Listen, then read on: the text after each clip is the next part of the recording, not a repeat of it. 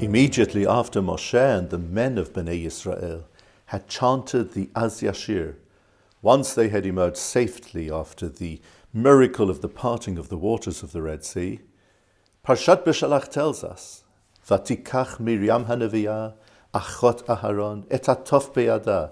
Miriam, the prophetess, sister of Aharon, took a drum in her hands.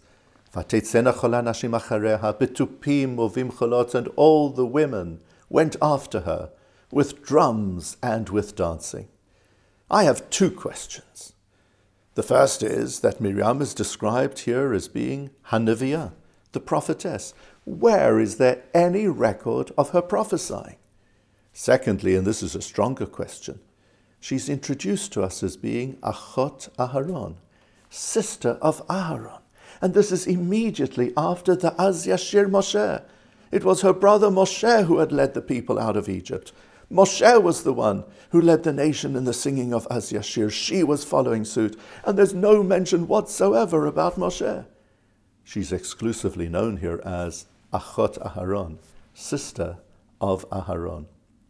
The answer to our questions can be found in that famous midrash, which relates how King Pharaoh came out with a decree called Haben Hayilod Hayorat Tashlichuhu. Every Hebrew boy who will be born will be cast into the waters of the Nile. After that decree was issued, Miriam and Aharon's parents, Amram and Yocheved, decided to separate. After all, how could they risk bringing a child into this world when there was a 50% chance that his life would be taken? Miriam, a young girl, then approached her parents and said, "You have to come together again. You can't remain separated." And with divine insight, she said, "If you will have a son, don't worry. I'm sure everything will be all right."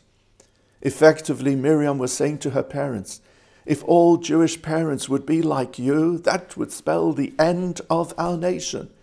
This is an opportunity for you to take a calculated risk for the sake of our future, and you certainly won't regret it.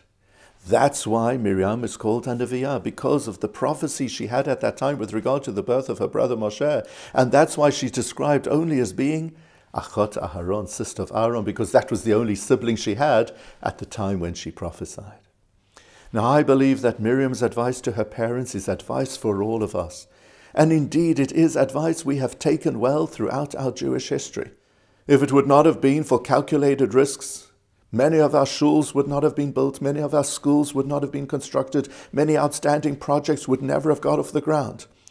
If our attitude would always be, let's wait for the last penny to be raised before we embark on any worthy project, or let's cover all contingencies, let's be super cautious, we just wouldn't move forward. I'm not advising you we should be reckless or irresponsible, but sometimes we need to have courage to take that calculated risk and to be partners of HaKadosh Baruch Hu in order to do what we believe is right for the future of our communities and for the future of our people.